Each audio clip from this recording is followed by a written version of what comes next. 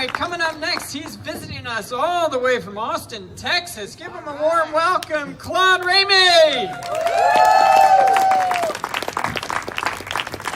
Thank you. Like he said, I'm visiting from Austin. I'm so happy to be in LA, but I'm not used to being in a city that has major league sports teams. On Friday night, there was a Dodgers game. It was on all the TVs at the bars. Point is, I spent my first night in LA at a bar at an outdoor mall crying at Brad Paisley's rendition of the Star Spangled Banner. The lesson I learned was take just one edible and be patient. That's the wisdom I would like to impart to you, Californians who've already figured that out. But don't be a Claude. Thank you for welcoming me into your lovely city. Anyways, I came across some tweets recently. I don't know the collective for tweets. I like to say a bushel of tweets. They were from, just run with it, let's make it happen. This is how language works, it's fluid. There was a lady named Sandra, and it was a bunch of tweets, and it started off with, hey, so I'm a clown. I just got home from a kid's birthday party. Here's my take on male violence in America, : I had to pause you right there, Sandra. That's how you start a fucking story. It was the best of times, it was the worst of times. Call me Ishmael. What's up? I'm a birthday clown. Here's my take on male violence. Yes, I have only read one of those, I'll be honest. Good for you, Sandra. She goes to this story. She was doing face painting at a children's birthday party, and there was this little boy who wanted to get a blue butterfly on his face, and his parents coerced him into changing it into a skull and crossbones. Now, I used to be this little boy. I know all the tricks. And I'm reading that story and I'm like, oh, come on, he made it blue. That's a butch butterfly. That was me. That was my playbook. Like, can I get a butterfly, but like, make it blue? You know, like Little Mermaid, but, you know, holding a crossbow or something. Hello Kitty mowing down a women's gym. Am I a boy? Am I doing this right?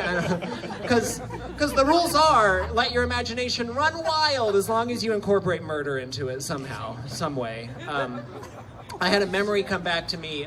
Some friends of mine when I was a little kid, friends, they wanted to play Army, and my immediate reaction was, cool, I'll be the butler. My thinking being, the Army has a fort, someone has to take care of it. My country called. You know, I'm not a hero. I just answered the call. They were super into me being a butler, and they were very clear about how I would stay there while they went off and fought. And I was like, got it. I'm making friends. They were gone for a long time. Like, war is hell. God bless the troops, you know? So, moving along in Claude's development, when you're a gay teenager and you're first discovering the pleasures of the flesh, I don't know if anyone else did this. I tried to think about what I thought I was supposed to think about. Let me rephrase that. I had a theoretical knowledge of vaginas. If you can imagine like the thumb hole of a bowling ball, just like forward facing in the belt buckle area with a bouquet of hair coming out of it, like a vase of flowers. That's the image that 12-year-old Claude had to just kind of get over that finish line. I thought sex was something people had to like hype each other out about ahead of times and high five if they were both successful. I was like, marriage is gonna be weird. But now when I say that, when I tell that joke, I don't want to do that thing where I'm like, oh, vaginas are weird. Like that's dumb. I think everybody's body, no matter your sex or your gender identity, no matter what society says, all of our bodies are shameful. All of God's children should just be embarrassed. Just take a look at yourselves. It's terrible. It's terrible. But hear me out. And again, I can't be the only one. A paranoid thing I had when I was first discovering masturbation is that my seed was going to end up in the sewer. Wait for it. Some lady's period, like a little Pac-Man, was gonna and some municipal employee was going to find a semi-formed embryo in the sewer. Wait, they were going to DNA test it. My picture was going to be on the news, and then everyone would know that Claude masturbated. And what's funny to me about that now is that it was always just a semi-formed embryo. Like, I knew it wasn't going to be a fully formed baby. That's absurd. Like, I was making straight A's in my Texas public school science class, all right? I knew that's not how that worked. After the 2016 election, I started donating money to nonprofits, which I realize is a very white way of trying to fix our country. Like, literally, my thinking is, if we want a fair and just society, let's just like buy one. No, like, it's literally not a big deal. It's fine. It's fine. Dunzo, we're good. But one of the organizations I donated to, it's called Life After Hate, and they are an organization that seeks to educate and reform former white supremacists. And I was listening to one of their founders, an interview with him on NPR. His name is Christian Picciolini, and he was talking about how he got indoctrinated into white supremacy as a teenager. And I was like, wow. When did Italians start making the cut? A little crack in that glass ceiling, you know? Good for you, Christian.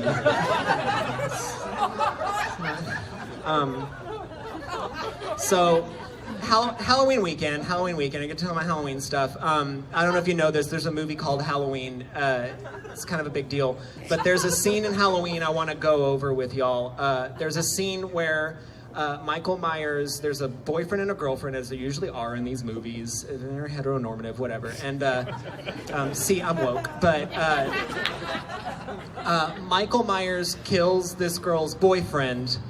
And then when he goes to, spoiler alert, kill her too, he shows up and he's dressed up as a ghost with the boyfriend's glasses over the ghost sheet costume so that she thinks that he's the boyfriend, and then he kills her. The thing I love about that is there is an off-camera scene where Michael Myers kills the boyfriend, pins him to the wall with a knife, and then goes, oh, you know what would just be too cute? No, no, it's my day, you know, he's such a stoic killer throughout the whole movie, but then he's just like, you know what, I'm gonna treat myself. But one of my, I used to be a substitute teacher, and a very prominent Halloween memory of mine was, any educators here tonight? Okay, fine. They're drinking alone at home, I'll tell you what. I used to be a substitute teacher. Just, if you are friends with a public school teacher, just buy them a drink. Just anytime, it doesn't matter. But it was very difficult. There was one time it was Halloween, and the kids had an assignment to write an essay about something that scares you. And there was this kid that wrote an essay, and it was, me and my mom used to live in Mexico in a house with no doors, and we were afraid that someone could come in and hurt us. And now me and my mom live in a house with doors, but I am scared that me and my mom will live in a house without doors again, and someone will hurt us. And it was hard to, like, say, like, it's my mom and I.